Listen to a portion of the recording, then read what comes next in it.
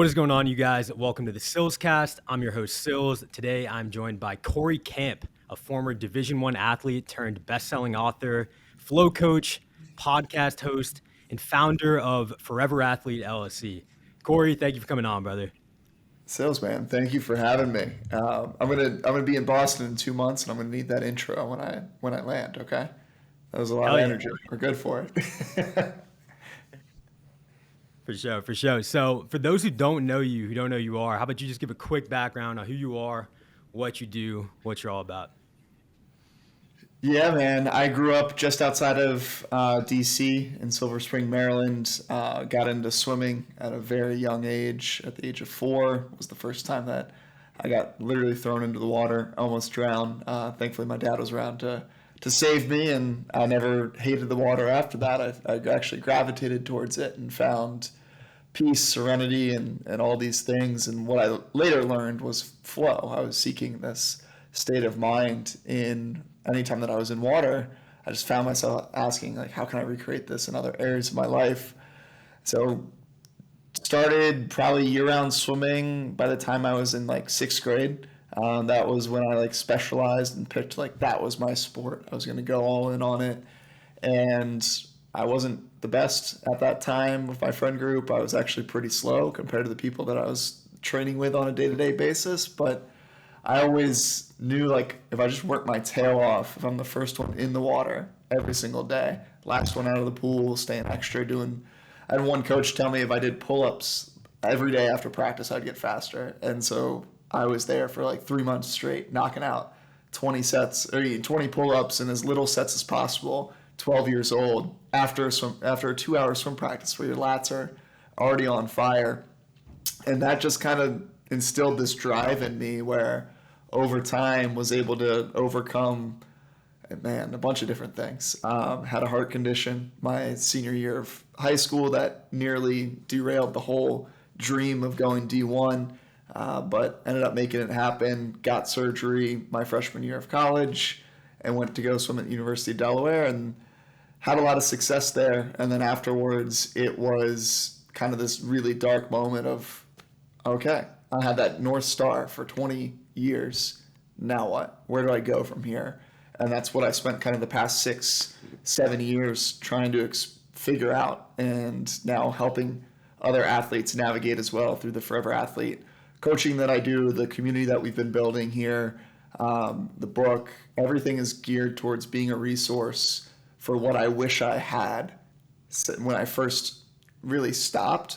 But really, the more I do research in this, what I wish I had like 10 years ago when I was going into college and understanding how do I actually become a student athlete, not just athlete that my college coach would tell me C's get degrees. So I was like, bet I don't have to do anything. I can coast by there and work my butt off in the pool like I always have. Life will be good. I didn't realize what that meant, like long-term lasting implications. So take me through when you graduated, when your swimming career ended, what that was like, having to navigate into the real world and not having that structure that you always had as a student athlete. What was that like?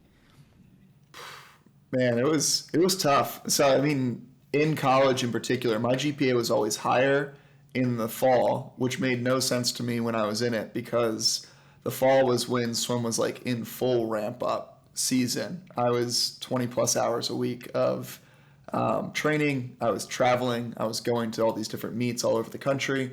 And yet my GPA was like the best it was going to be at that point based on where my priorities were.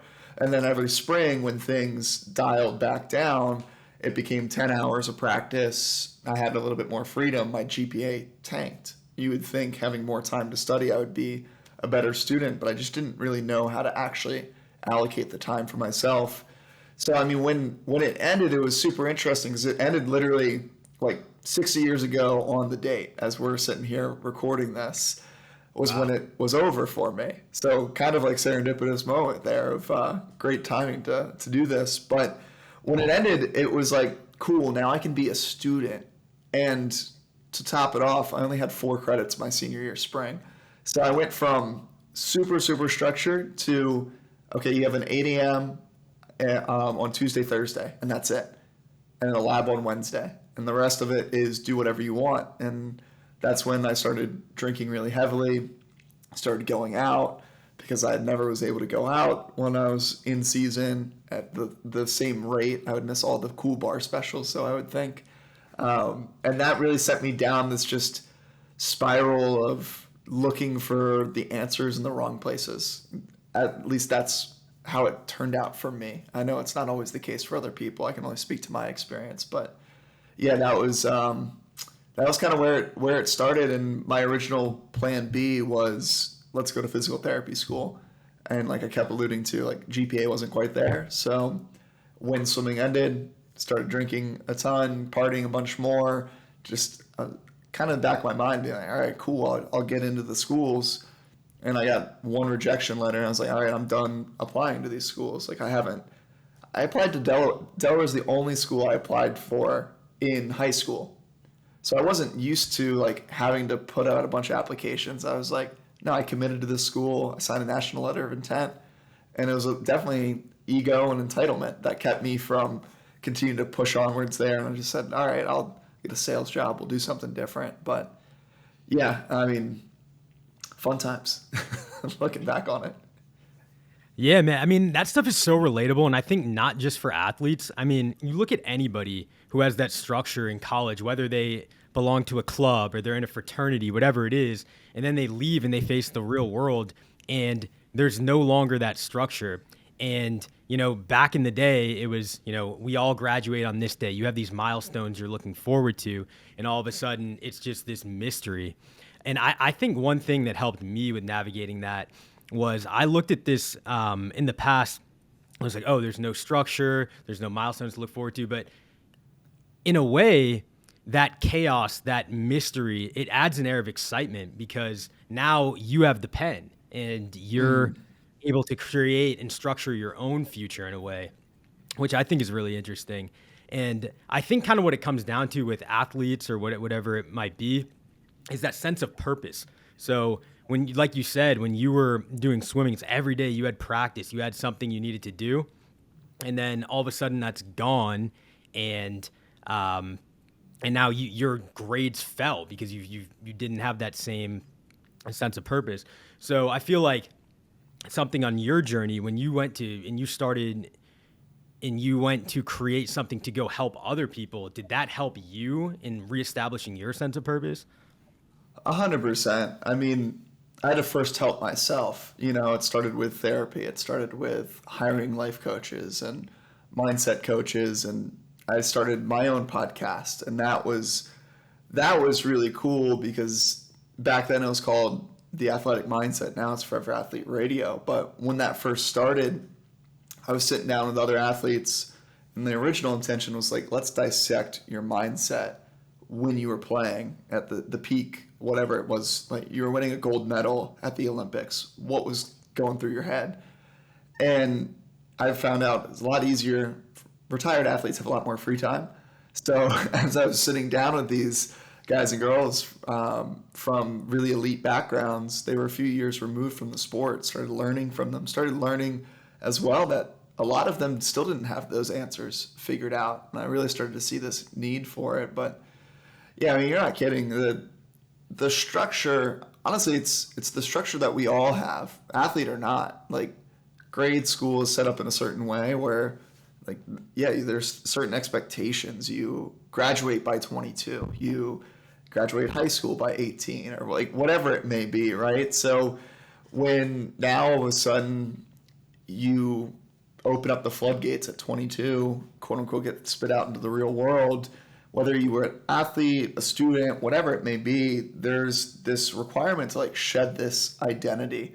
And a lot of the reason why like Forever Athlete for me resonated with me was it allowed me to start to view that identity in that period of my life as something that I didn't have to continually do like presently in this moment. I didn't have to swim at that same level to still draw on those same skills that I had cultivated over that 20-year period.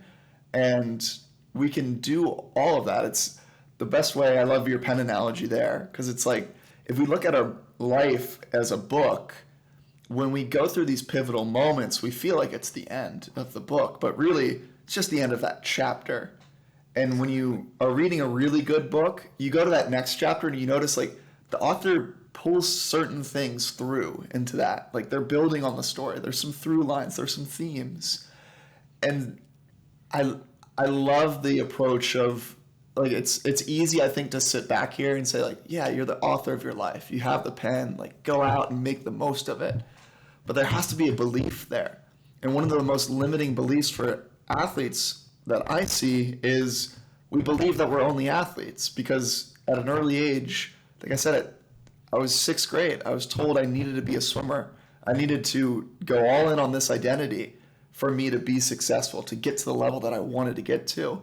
And so I didn't really view the other skills that I had with confidence. So when people said now the opportunities and possibilities are endless, I kind of looked at them and I was like, you don't get it. Like, I just love to swim.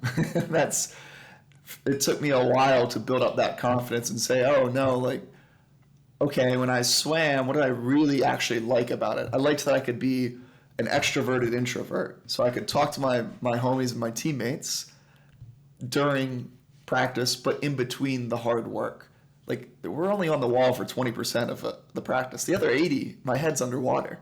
So when I started to understand that about myself, I started to set up my day where I'm like, I can't do my days with 80% meetings, talking to other people. I like to do 80% like creating content behind the scenes, doing whatever it may be, and then only 20% I'm actually taking meetings, meeting with clients, prospecting new clients, whatever that may be, more interaction, like forward focused. So long-winded there, but I don't even remember your original question. I think we were just talking about the structure and aspect. And one thing I want to touch on there is what you're doing is so interesting in providing a resource for athletes, because I feel like the entire notion of navigating your 20s is something that nobody even talks about. It's not something, and especially for athletes. I mean, it's just something, there's always resources when you're in high school, when you're in college, you have your guidance counselors, this is this transition to college and whatnot. But as soon as you're spit into the real world, there's really no resources for you. I mean, there's some, but you have to seek them. It's more like, you're just out there. So I think that should be more normalized, having resources for people navigating their 20s. Because honestly, I would say for a lot of people, your 20s might be the most difficult time of your life for many people, for sure. Yeah, I think it goes into how we approach them and then the societal pressures that we kind of, in a lot of ways, make up, especially our generation, man. Like, Yeah. every generation before us hasn't had to deal with what we're going through on a day-to-day basis being broadcast to anyone and everyone that we so choose. And like you and I have chosen to go this route where we really lean into that and become quote unquote influencers and share bits and pieces of our life. So with that comes almost this external pressure and responsibility to quote unquote have it put together. And we feel that a lot more than say someone even just 10, 15, 20 years older than us. So as we try to navigate that, I think it really starts with this reframe of like our 20s is such an experimental phase. It's okay. It's okay to try that job and realize you hate that job. No different than when you were 5, 6, 7 years old and you tried going down the slide on the playground and you said, I hate the slide. No, the slide sucks, but the monkey bars are fun. I want to go spend more time on the monkey bars. We can do the same thing in our 20s. It's like I tried sales. I hated sales. I tried recruiting. Liked it a little bit more, but didn't love it. And then I got into coaching, swimming, and I was like, well, I'm getting closer back to what I was passionate about. This feels more in alignment with me. And each time I got like closer and closer to what I really enjoyed and just started to listen to this heart voice and rather than this logical brain of mine and just be like, all right, cool. If I'm sitting and faced with a decision, I go through my decision-making process kind of looks like this, where logically I'll think through it and be like, does this actually like make sense? What does my brain want me to do? But then I'll sit and say, well, what is my intuition? What does my heart want me to do? And if I'm feeling called in my heart to go do something, if it's in direct conflict of what my brain wants, unless it's something like dire, I'm going with my heart, and we're gonna make it happen. And I've made these bets, and it's paid off so far. But we're not conditioned that way in our 20s, especially to take risks and gamble, which doesn't make any sense because now's the time to do it. Now's the time to figure things out. We also get hell bent on having a purpose. And the thing that I point out to all athletes and would say to any young adult, or even if you're in your early, late 30s, start first with curiosity. Like, it always goes, curiosity leads to passion. And then if you keep staying curious as you find something that you're passionate about, that becomes purpose with time. It's never the case where you picked up something and you're like, this is my passion. You were curious first. You wanted to start creating. So you started creating. And then you became passionate about it. And then over time, you saw the impact. It's like, okay, this could be my purpose. But we get so caught up in like the destination, we forget those precursor steps. Right. I mean, your 20s should be completely about trying new things, because you don't know. Everybody has a different strengths that you'll never know without actually trying things. Like, for instance, if I didn't start going to the gym until I was, I believe, 21. And if I had just never gone to the gym, I might not have known that I had really good genetics for weightlifting. Just like somebody who's a really good runner, if they didn't try that, I don't know, shit, maybe I'm a really good artist and I just haven't tried it yet. Like, you got to try different things and figure them out. And I think that the risk averse aspect, there's a lot of, because if you're in your 20s right now, your parents are at least, in their 40s, maybe older, mine are in their 60s. And, the older generations don't necessarily understand what's going on today. Because back 20, 30, 40 years ago, being risk averse, it was different. This is a constantly changing landscape where today, entering the world is completely different than what it was even, 5 years ago, with social media. There's so much opportunity there. So I think today, more important than ever, it's more important than ever today to go out and take as many risks as possible and just be open to that. Yeah, 100%. You got to take those shots and pick things up. And I mean, one of the things I struggled with, part of my mentality that I'm still working through as a result of years of swimming, was this like all in, all out mentality. Like that's why for me, I chose to take a step back and make it like a clear line in the sand that like I'm not going to drink for at least a certain period of time and then see where things go. And 2+ years and still seeing where things go on a day-to-day basis, right? But it doesn't have to be that severe. Like, we're not saying take risks, quit the job, go start your side hustle, go all in on content, like whatever it may be. One of the most tangible things that I tell people is write out a list of everything that you feel curious about, that you feel called to do. Just brain dump that thing onto a whiteboard, journal, wherever, notes app, I don't care. Then next to each one, assign a value to it. If it's something little, we can say that's a weekly thing, a daily thing even. Something a little bit bigger, maybe it's, you put an M there for monthly. If something larger than that, say like you like to travel a lot, maybe that becomes a quarterly or a yearly thing. And once you kind of assign these values to whatever you brain dumped in, you now have what I call your menu. So like you can select from this menu, this curiosity menu.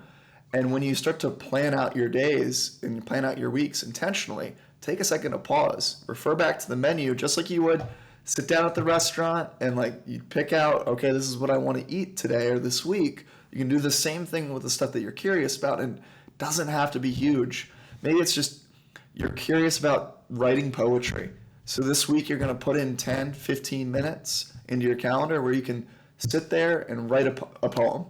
It doesn't have to be perfect. You don't have to share it with the world, but it's there for you, and it's scratching that creative itch that you're having. And then just go from there. You never know what will happen when you start doing that stuff. Bro, and the great thing is today there's so much information out there. So, back in the day, if you have something you're interested in, you can literally go on TikTok or go on YouTube and just type in the search bar, and you'll be able to find a very concise and quick summary of how to do that, which is crazy. So if you have curiosity, you can get going with it in just minutes. And one thing you said that I wanted to touch upon was when you stopped drinking.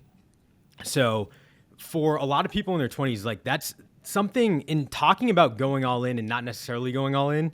The sober curious movement is something that's really interesting to me because I feel like that's important because people think, okay, going all in on sobriety, that might be a huge leap, but just kind of thinking about it and maybe cutting down the drinking and things like that and just kind of experimenting with that lifestyle is gaining in popularity. And I think it's really interesting. So tell me about what prompted you, what kind of motivated you to make that choice and how it's affected your life.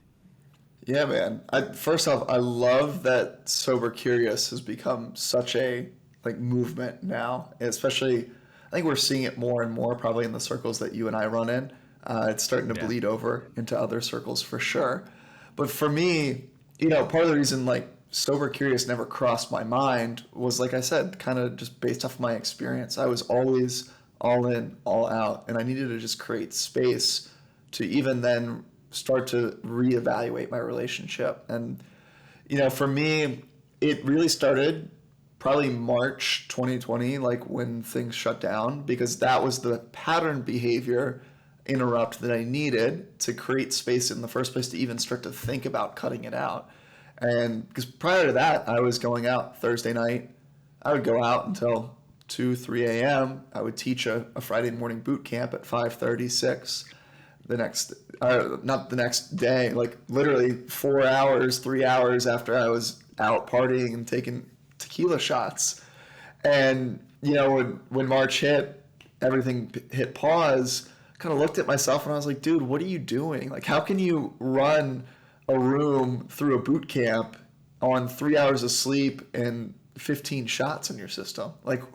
Who are you to tell these people how to live their lives a little bit healthier? So started to cut back throughout 2020, had different experiences where I would really be connecting with people like yourself on Zoom or through social media, and I have really good conversations and they would just leave me feeling really lit up and living in a possibility. And then I would spend some weekends still hanging out with my old party friends, and we would just go to a house party and I'd just leave being like, that wasn't as exciting to me. And where it really came to a head for me was New Year's, as 2020 was turning into 2021.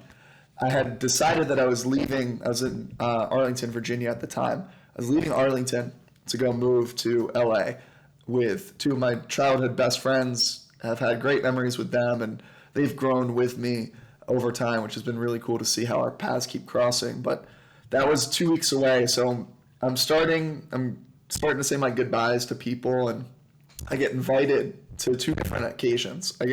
On one hand, it's a house party, it's a Facebook event, and Facebook event's come black out and forget the worst year of our lives. We got to bring in 2021 this way. This is the only way to celebrate, or just forget. A lot of the language was just forget, suppress. This year never happened. And I kind of thought to myself, I was like, well, a lot of good came out of this year for me. I left my fitness job and started Forever Athlete. I started going full in on the podcast and all this other stuff.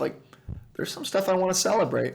And the other invite that I got was it was two friends that I had met that year through an event up in Baltimore, actually. And they came to the event, we hit it off, and we started hanging out, and they were great people. And it was just a potluck dinner at their place, just the three of us. And so I couldn't completely ghost the group that was hosting the party because I was leaving town soon. So what I did was I just decided I'm going to go to the house party. I'm going to say what's up to the people, but I'm going to go help set up. Because again, I started to realize I was craving more quality connection than I was quantity connection. So the people that invited me that I actually wanted to see were the people that were hosting it.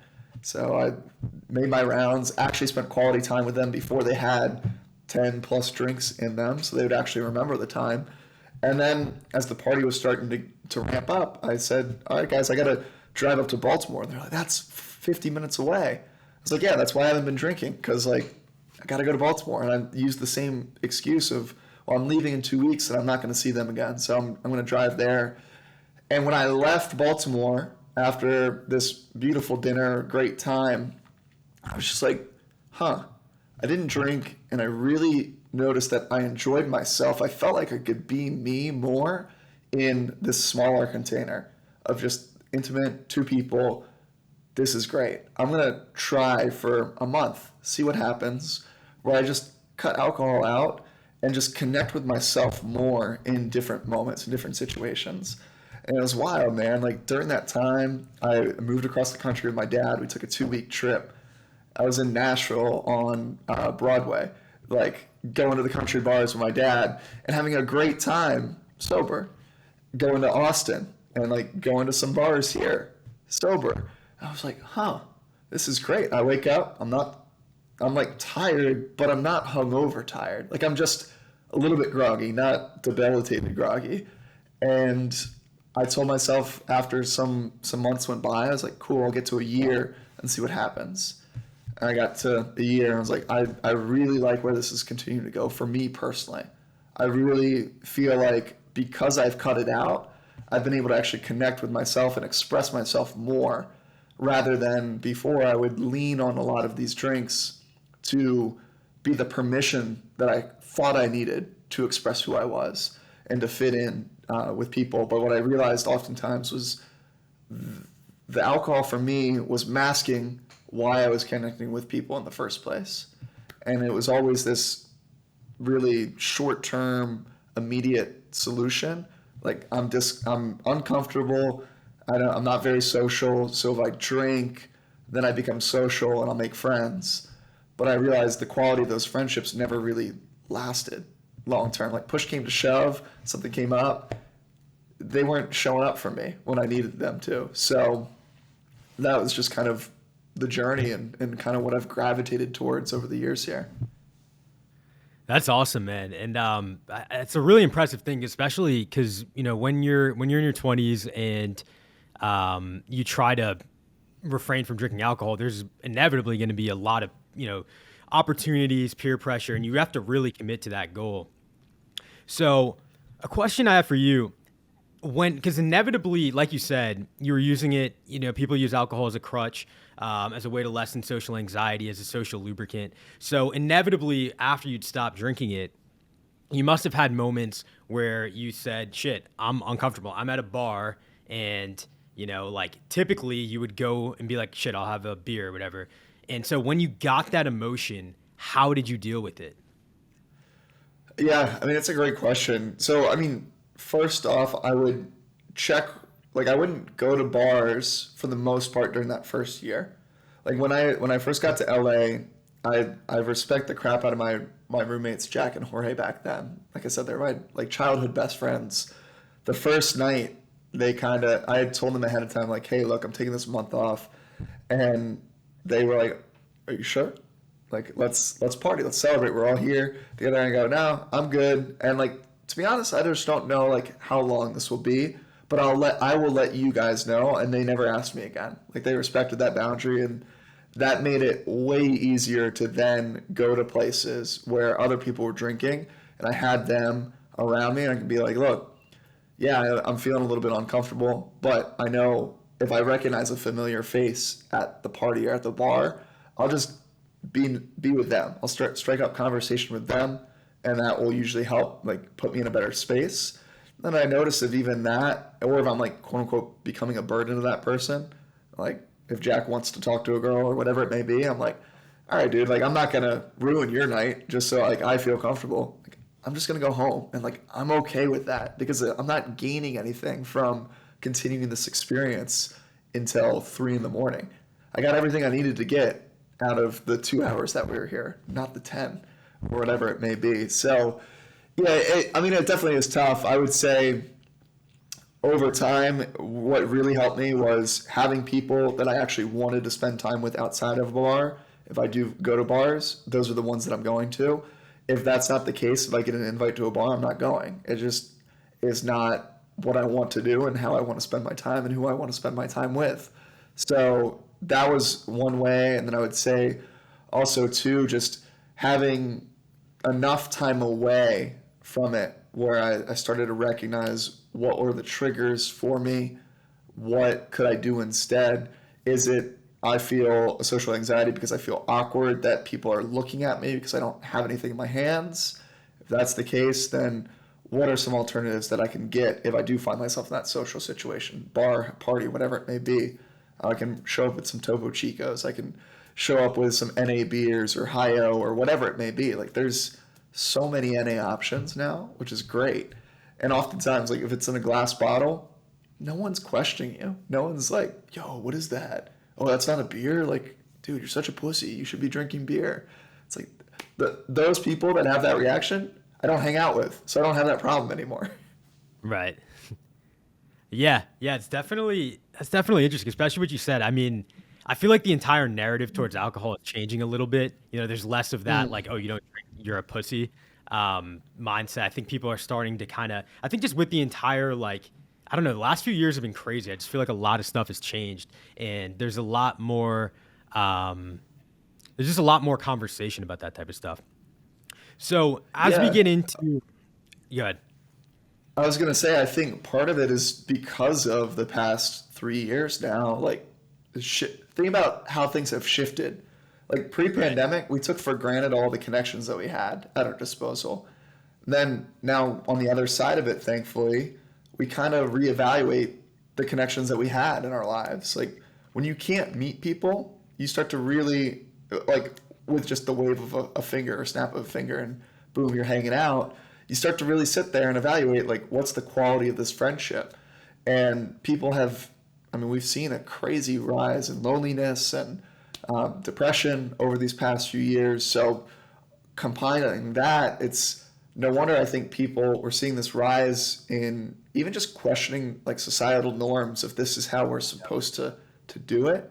Like we're supposed to network over 10 drinks. That doesn't sound right. What if we Yeah. networked over a drink or an alternative, if whatever that may look like? And again, I always say like I just share my experience so that others might try changing their experience. I don't want to come from a place of like this is how you have to do it because that's not what I believe. This is just what has worked for me and what I found to be true for me so far. And that's always a tricky one, I think, in sober culture in particular. For Creating sober sure. content has been like one of the the hardest things to do because people will just come at you, man. It's great. Really? Yeah, definitely. There's definitely got to be a lot of triggering in the comments.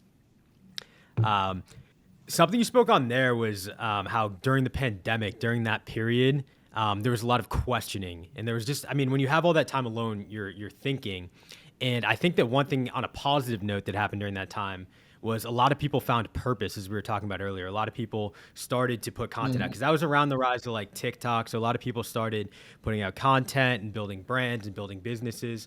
So I believe that was around the time you started your business, Forever Athlete, correct? Yeah. I guess August 2020 was when like I was an assistant fitness director, left that and went all in on the Forever Athlete stuff.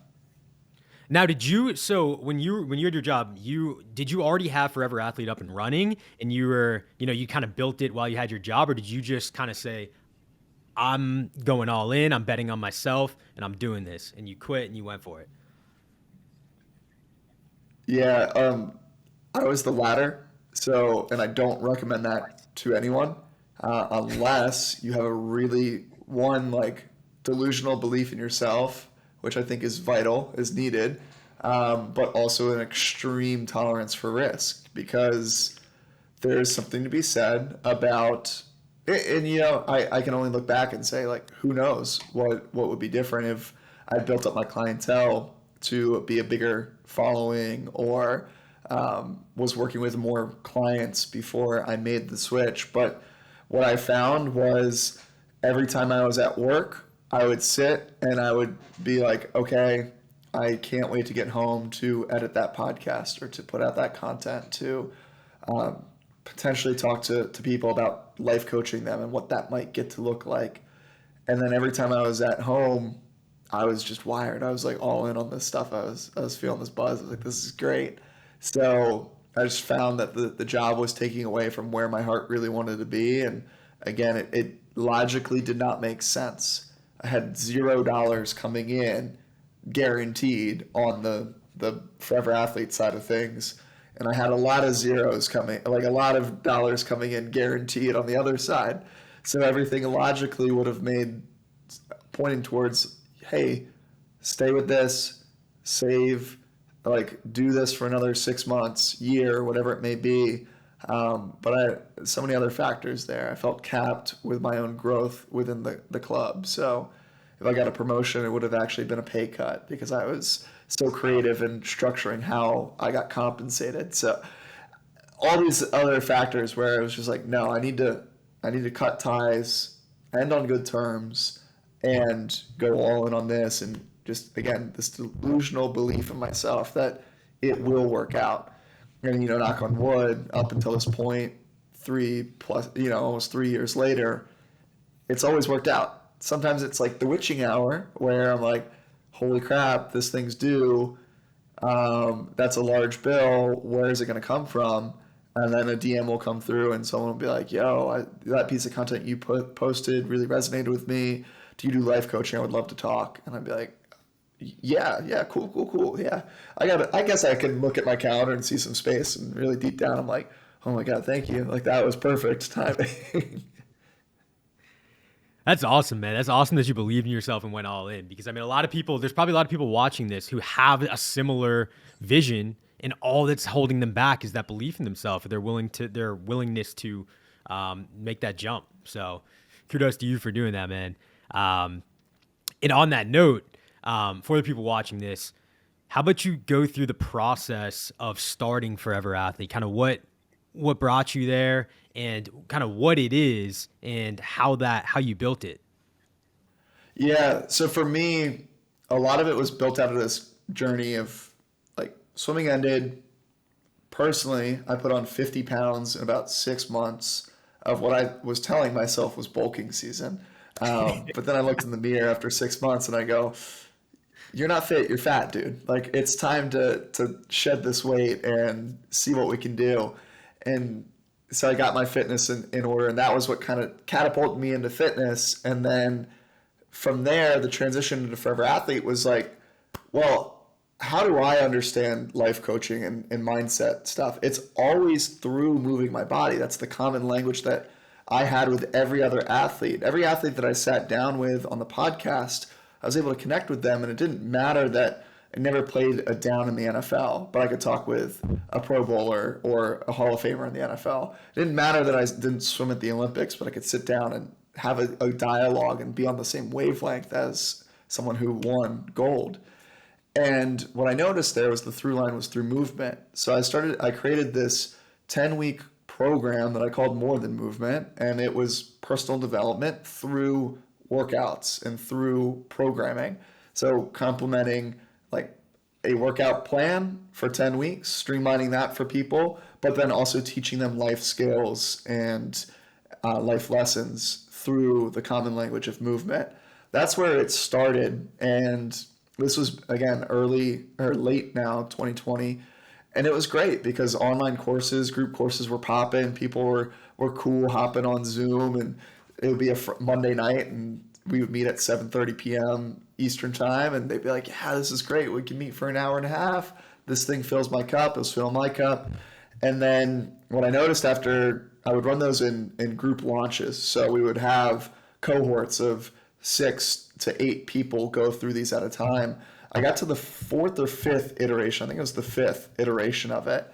And the way you run those essentially is just rinse and repeat, like launch model. So you have a media campaign, get people's interest, have them sign up, hop on calls, see if they fit. It's a sales call, enroll them into a payment plan that makes sense for them, and boom, they're going through it. And then obviously you had to deliver the product on the other end.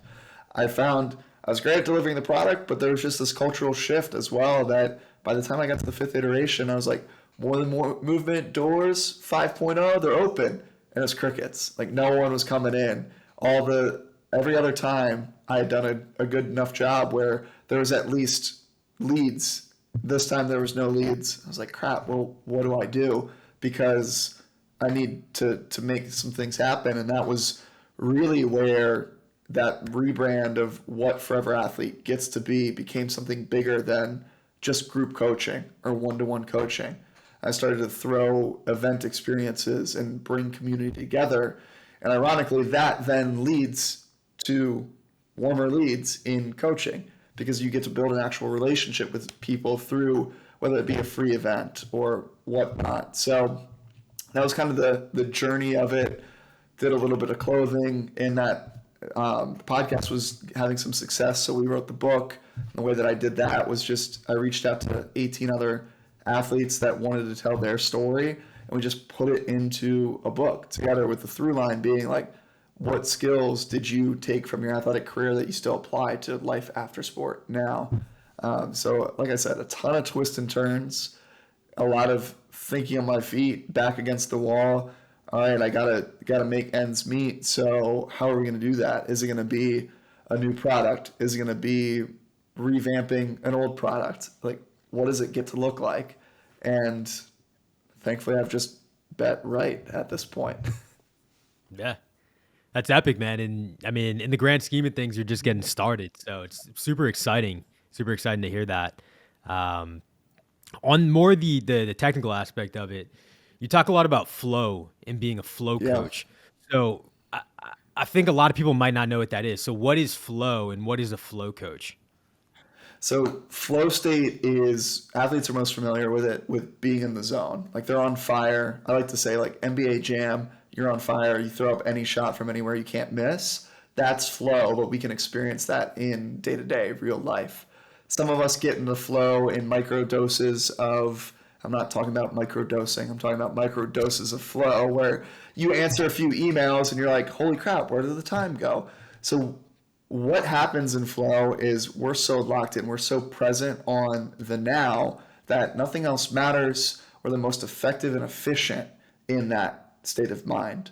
So we want to be able to try to get into flow. And what we've seen is the average person gets about 11 hours of flow a month, which is crazy because we allegedly work 40 hours a week for 4 weeks. So you're really thinking, okay, if there's 40 hours when I'm locked in, so to speak, I'm actually only really in flow for maybe 3 hours a week, which just doesn't make sense. And it's because a lot of our modern culture is set up in ways that aren't conducive for flow. So a lot of what I do with people is helping them optimize their environment, whether that be optimizing their desktop so there's less distractions. They only have one tab open, helping them optimize the way their smartphone, their iPhone is set up so that we're clearing notifications out and getting not too much on your plate. So when you sit down for that hour work block that you've designated to be deep work, you actually know what the hell deep work is that time. It's not just this reoccurring meeting that every time you sit down, you're like, okay, so now what should I do? Putting their phones on do not disturb so that they don't get distracted when they're recording a podcast or whatever it may be. That's a lot of the work that I do. And then obviously there's the accountability aspect, and then there's the talking through of actual like solution focused oriented troubleshooting of people's unique problems, what they're actually facing. Because it's easy, to your point, like you said it earlier, there's an abundance of information out there. I always say there's not an information shortage. Like that's not the issue anymore. It's an implementation issue for so many people. There's so many diets out there that you can read up on TikTok and workout plans that you can follow to get jacked. But that's not why you hire someone like you and I. You hire someone like you and I because we hold you accountable. We call you on your bullshit, and it's all with love. Like we see the potential in people. We want the best for them. So we're willing to have an honest, truthful conversation with them when, unfortunately, 90% of the people in their life probably won't. But because they paid us, they take it a little bit better than like the random family member that just tells you stuff and you're like, I never asked for your opinion. The best part about coaching is like people ask for our opinion, so we can tell them. Right. Yeah, that concept's awesome. I love that, the flow state, because I feel like as somebody myself who has had that kind of that 80, as a kid, ADHD, can't really focus, but it was always like on something that I like, I can pay attention. So like as a kid when I was playing sports, I could pay good attention. When I was working with music, I could pay good attention, but then in certain classes I couldn't. So yeah, I think that comes down to being in your flow state and figuring out how to maximize that. Because I mean, even to this day, sometimes I'll sit down and I'll try to work on something and I just won't be feeling it. So I guess with your clients, what would be the most common culprit of not being able to get into flow state? Like, what would be, if you had to go give like generalized advice to, what would be the best advice for the average person on getting into that flow state? Yeah, I mean, the number one culprit, I would say, so without getting too technical here, flow happens in a four-stage cycle, right? And so when you understand this four-stage cycle, you essentially have a map. And with self-awareness tools, you can start to recognize where you're at in relationship to the map and then go on to the next space. So the first part is struggle. That's what you and I feel when we sit down and we try to focus.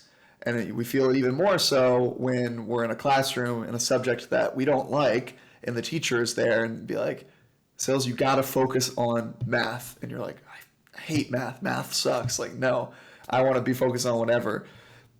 The ADHD brain especially is really fun because it's not an inability to focus. It's actually this over ability to hyper focus on sometimes the wrong thing. So your attention deficit is because you're trying to do something that's not grabbing your attention, and your brain is caught up on something that is more enticing, literally probably anything else. And so the flow cycle starts with struggle. We need struggle because it's in struggle that's where we develop skills. That's where we go through the max bench press and we got to push the limits, right? If we actually want to build muscle and get stronger. However, we can't go max out every single time that we go to lift, right? We have to have some sort of balancing act, something on the other side. So we take a deload week. In the flow map, we would go into a release. So we have to take our mind off of something after we've struggled with it to a point of frustration. So you go into a release. A big critical piece for release is it has to be something that is actually less enticing, less engaging than whatever it is, the thing that you're trying to get into flow, which is that third part of the flow cycle, the flow map, so to speak. Then in flow, if you do a good job on setting this thing up, maybe it's 30 minutes, maybe it's an hour, maybe it's 90 minutes, whatever it is that you're experiencing flow, it's a high energy, it's a lot of brain power, it's a lot of physical exertion. So it's why oftentimes you ever hop off this podcast and you're like, I just sat and talked for an hour, but I'm mentally fried. It's because you probably found glimpses of flow, if not flow within the whole thing, which leads you into recovery. You have to have some sort of active recovery protocol that allows the brain, the body to get right, to get prepared to go back into struggle. And so like for you, what you were saying of you struggle to focus, if I were to blanket say for most people, it's if they could increase their awareness in that struggle phase to recognize where's that point of frustration, how can I start to flirt with it rather than go all the way there? Like I'm not going home with frustration. I'm just going to like first or second base with it. And we're having some fun, we're fooling around, but it's not a committed relationship. We're good. We're then going to move into a release. And the key part is the release can't be your phone. It can't be like scrolling TikTok or social media. It can't be even reading a book that's really exciting and engaging because again, now your brain is going to be fixated on that. You're going to want more of that. So then when you go to sit back down and focus, you're like, I just want more dopamine from what I was just doing. You're not getting the dopamine from the important work that you were trying to focus on in the first place. So long-winded answer. Setting up blanket statement, take better releases, take better breaks where it's actually more enticing for you to dive into work afterwards rather than continue to do the thing that is your quote unquote break, because that's not a break. That's just resetting you back into struggle. And people get stuck in that short circuit loop, struggle, release, and they keep going back and forth because they don't know how to release properly. Interesting. So you talk about taking breaks and you talk about getting into that flow state. And once you're out of that flow state, you might feel like your brain's a little bit fried because you were in that flow state. So that would imply that you can't be in that flow state all the time. So Yeah. what is the balance? Like what are we going for in terms of what percentage of our time we can be in that flow state? Yeah, so I mean, ideally, you can get through 3 to 4 iterations of that flow cycle on like a day-to-day basis. So I'll do this thing, I call it a 12-hour day. So hypothetically speaking, I'm able to get more done in this day than the average person would be able to get in that month, based off of if I'm getting 12 hours of pure flow and they're getting 11 hours of flow throughout the month, I'm hypothetically, again, getting more done in that day. And the way that you're able to set those up, one, you got to be careful with it because it's not like you can do this every day. I don't recommend that. It'd be like if you maxed out tested every single day that you were working out, you'd be screwed. You're gonna burn out at some point. Your adrenals, your nervous system, like everything's gonna be yelling at you like, dude, what are you doing? Stop. And it's the same thing with flow. So it's finding that balance of, okay, maybe just like the easiest way that I explain it, because it's in athletes that I'm working with, I'm like, look, preseason, you had certain conditions, right? Different focus, different emphasis. So maybe your preseason is like you're brainstorming a new product, you're getting ready to launch this campaign, whatever it may be.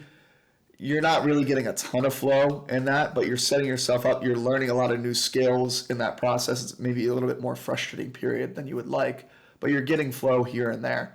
And then you're going to go into a period of, all right, regular season, you're finding some more flow. It's more conducive, like normal baseline. Less struggle. It's like struggle and flow have balanced, evened out a little bit. And then you get into that postseason. Maybe it's launch day. It is time for your keynote. It's time for your podcast. It's time for like that big presentation, that sales call. You're all in on flow. Now it's like more flow than it is struggle or release in recovery. And so that ratio just changes. Just like an athlete's seasonal thing will change as they go through progression year after year, we set up our like calendar the same way. Like I'll give you a more tangible example. I have a client of mine right now who's in sales at a startup. And when he first came to me, he was feeling really burnt out, was feeling undervalued at work, just didn't feel like himself. So we took a step back and said, okay, cool. What do we need to do to work through this? We determined it was to a point where he needed to actually step away for work for a week. So he took a step away from work for a week. Then once he was in a clear headspace, we were then able to dive into, okay, he needed severe recovery. He was under recovering most of the time. So we started to recalibrate and we started to look ahead. All right, where are your sales conferences? Where are these workshops, these dinners that you have to go to? What's the sales forecast? This works really well when you can forecast out what's happening in your life. And we started to make tweaks. Okay, like right now he's in San Diego.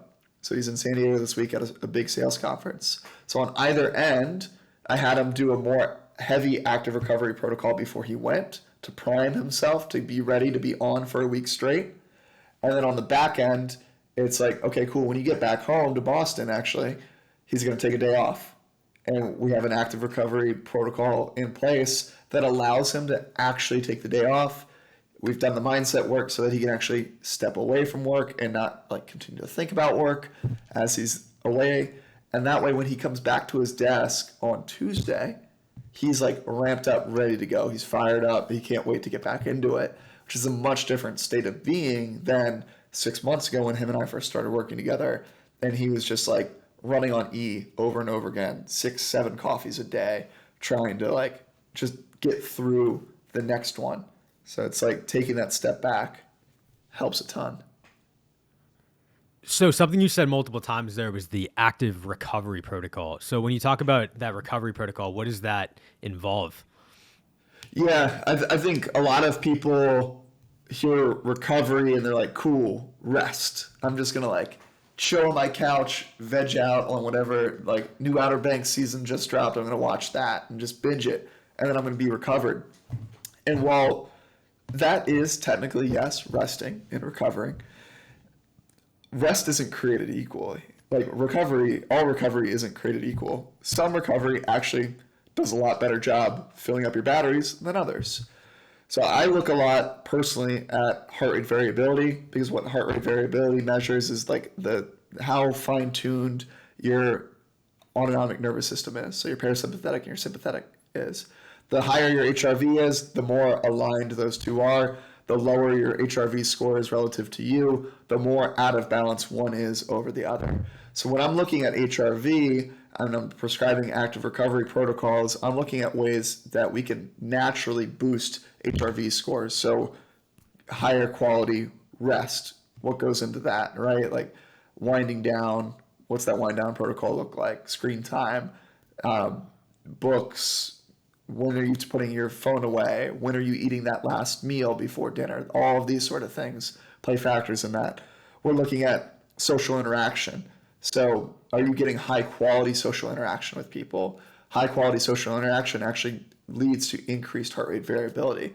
So much so that there's been times where I've seen it with a lot of my clients where you can actually get less sleep than you typically would, but have a higher heart rate variability the next day because you got less sleep because you were just so in the moment present with good people that you feel loved and connected and seen by. So that's what I mean when I say active recovery protocols. It's going for walks sometimes and calling a loved one, where if you're not in that same physical location, you can still reap those benefits. So like a lot of times for me, Sunday is my active recovery protocol day. I'll go and I'll shoot a basketball, because just like shooting a basketball, I'm horrible at it, but it's fun. Like there's no better feeling than just like hitting one swish out of like the 100 shots you throw up. You know what I mean? I'll call my parents. I'll go for a walk. Like I'll sit in the sauna. Sometimes I'll ice bath. Sometimes I won't ice bath. Like it all depends on really how my body is feeling and what I feel like I need in that moment. And same with my clients. It's just empowering them to listen. Like, yo, your body's talking to you. It's letting you know the feedback. Feedback's a flashlight forward to where we are supposed to go. What's it saying? And we just interpret what it's saying, and that determines where we go from there. Interesting. And you talk about heart rate variability and a couple other, more like scientific terms. One thing that I noticed in just going through your website, when you talk about your flow coaching and whatnot, one thing that you market is that it's backed by neuroscience. So walk me through that neuroscience aspect and how you incorporate actual neuroscience into helping people. Yeah. So my whole certification was through Flow Research Collective, which is Stephen Kotler, who's like one of the forefront leaders in flow state psychology and neuroscience. Learned from him. To actually get that certification, I had to write a paper that got reviewed by some of his understudies, I guess, at Penn, Harvard, and Stanford were the ones who peer reviewed my paper. And the paper was really based on actually heart rate variability as it relates to flow proneness, so likelihood that we're able to get into flow. So all of the stuff that I researched there was showing how heart rate variability essentially is a great indicator of saying when heart rate variability is higher, we have a higher likelihood it's easier to get into flow. If heart rate variability is lower, we have a lesser probability of getting into flow. Or the way I like to look at it, if heart rate variability is lower, we just got to do a little bit more groundwork ahead of time. We can still get there. Just like every athlete knows that if you wake up, you got the Jordan flu game, right? Like he still went off because he's the best in the world at what he does. So that's only possible because he woke up not feeling well. So he doubled down on the things that he knows that he could do to get him feeling well, to get him into game time, into the zone, and go out there and do his thing. So that's what I mean when stuff is backed by neuroscience. It's backed by actual research that I've done, peer-reviewed by neuroscientists, and proven by the clients that I've been able to work with over the years here too.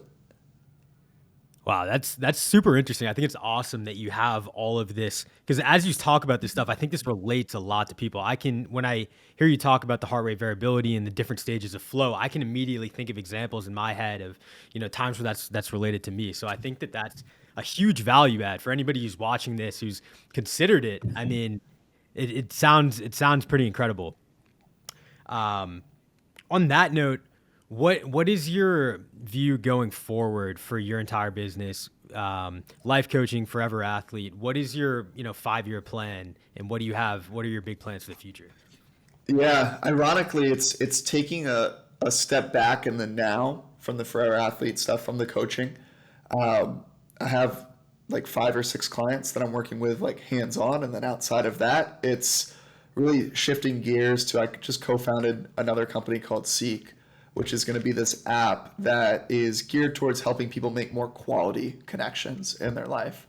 One of the most common questions I get, whether it be through the transitions that I've made from like moving from Delaware to Baltimore to DC to Virginia to LA to Austin in the past few years, everyone's like, how do you immediately have a group of friends ahead of time? And it's like, I've just figured out how to like meet like-minded people. When people see my sober content, people that also are sober curious are like, that's great, but I'm afraid if I go sober, I'm losing all my friends. I'm going to be lonelier than I am right now, and that doesn't help me. So what Seek is it's essentially if Meetup and TikTok had a baby and created an app that you actually want to scroll and find events in your local area, it will show you not only local events, but based off of like-minded individuals. So everyone who creates a profile will have undergone like a personality test. So we're kind of pre-vetting ahead of time, like matchmaking services, but for friends, being like, oh, cool. Yeah, you're interested in sober curious. You also go to the gym. You also like played sports and you're from the same hometown as me, but you happen to be in Austin. Now, odds are like you and I are going to hit it off. So Seek will recommend this yoga meetup event tomorrow morning at 7 a.m. for us to both go to. And we'll go there and it'll be a blast. It's a no-brainer because when we look at human connection, we look at the why it happens is like immediately you and I, when we hopped on this call, we were like, oh, 301 area code, where are you from? Like, oh, I'm from Maryland. You're like, oh, I went to school at College Park, UMD. I was like, dude, 10 minutes from there, we connected.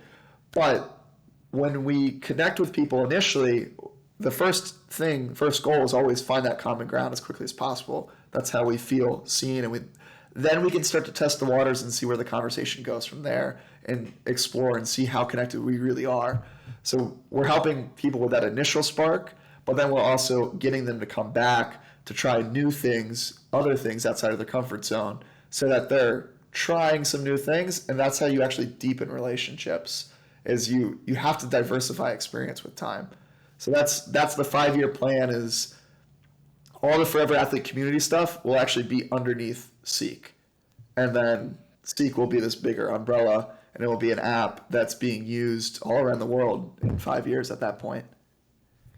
That's amazing. I think that's an incredible idea because you're solving a big problem. Like we were talking about earlier, people in their 20s, you want to find like-minded individuals. A lot of people, you move to another city. It's not like the old days where, I feel like it can be harder to find new friends, especially because people are so connected to their old friends. So they might move to a new city, and since they still have their group chat, they can still FaceTime their old friends. They might not even be motivated to go out and meet new friends.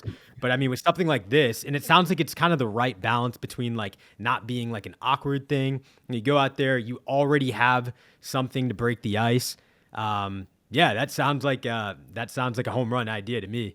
I appreciate it, man. Yeah, we're building it in a way where it allows one, like it inspires more in-person connection and real life experience. Right. So our goal isn't to become another social media platform that just sucks your time away.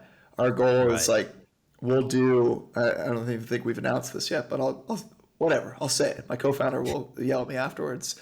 We're doing Sunday drops. So like we're just building the habit that on Sundays, Seek events drop for the next 2 weeks. And so you go on the app on Sunday and you can see what's going on in your area.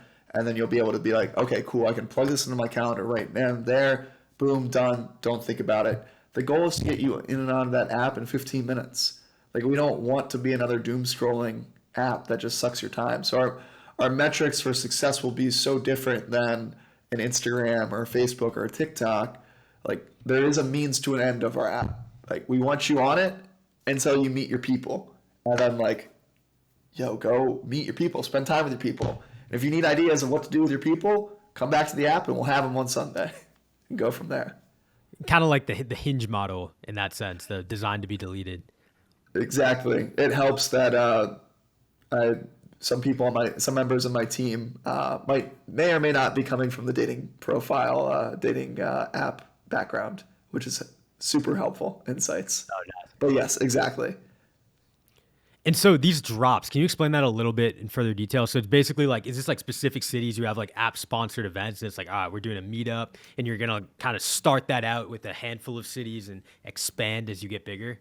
Yeah. So our model is essentially like starting here in Austin in the next month. And then from there going to other smaller to mid-market cities like Nashville's, Charlotte, Boise, that sort of thing. We want to get really rock solid on proof of concept before we even try to dilute a market like a Boston, like a New York, like a Chicago, Miami, LA, whatever that may be.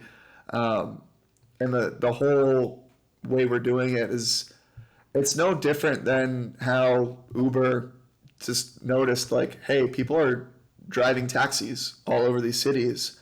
What if we just streamlined the way that they do them? We're doing the same thing with event hosts. Like there's events going on in every city, everywhere, at every moment. Well, a lot of people just don't know about them because they don't know where to look. The places that they do go to, whether they be like a Facebook group, like they're just lame. Like they don't connect with our generation most of the time, right? Like our generation isn't really sitting here and going on Meetup and being like, ooh, this comedy show looks cool. Like, and to be honest, half the marketing on those, you're just like, this is half-assed. So we want to revamp it in a way that inspires people to be like, yo, that actually looks really fun. That looks cool. Like, I want to go to that. And then it becomes a gig economy side hustle or main hustle for event hosters, whatever they want to do, really. Right. And like kind of like what I was saying earlier with like a lot of the stuff that's existing out there, I feel like there is kind of like this like awkward, like you kind of look at it and it's like, that sounds kind of lame. But I feel like the way you're framing this is more of something where it's like people see it and they get hyped. Like that's something that relates and resonates more with our generation, so to speak.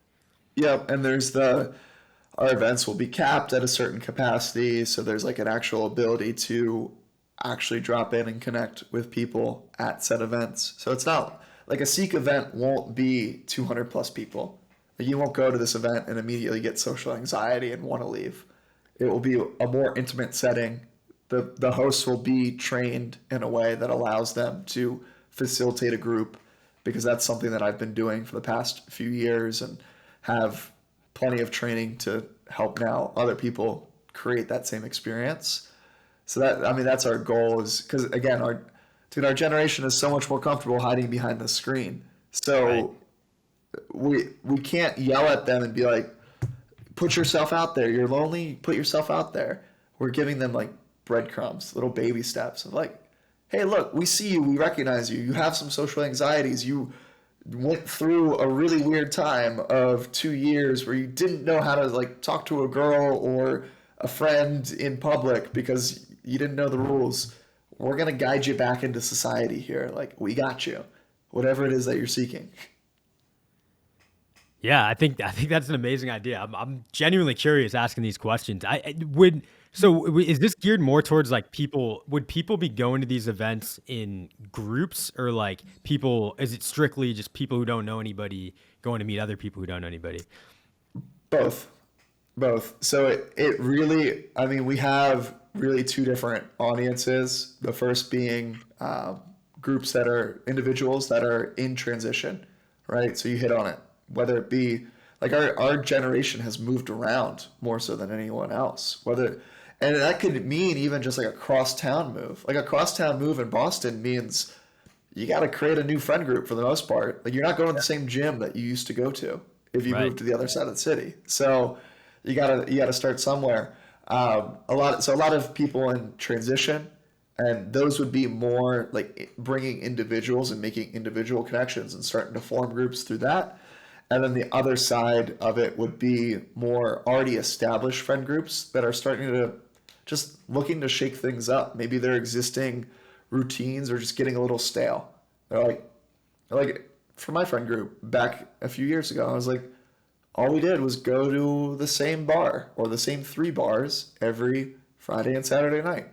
And so when that was taken off the table, it just kind of looked around at each other and we were like, so like, what are we going to talk about? Because every time we talked, it was what we did last week and what we're looking forward to doing this week.